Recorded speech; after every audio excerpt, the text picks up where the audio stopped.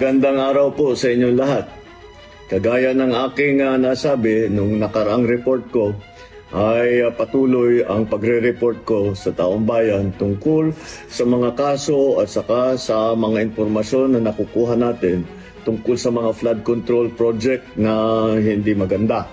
At kaya ngayon ay nais kong ipalaman sa ating mga kababayan na ang ICI at saka ang DPWH ay lahat ng nakuha nila na impormasyon ay ire-refer, ibibigay na sa Ombudsman para imbestigahan ng Ombudsman. Ito ay tungkol sa mga impormasyon ng dating Speaker Martin Romualdez at saka ni Saldico. Pag nakita lahat ng ebidensya, baka mag-file ng kaso ng plunder o anti-graft o indirect bribery. Malakas naman ang loob natin na yung Ombudsman, ang ginagawa lamang ay sumusunod sa ebidensya.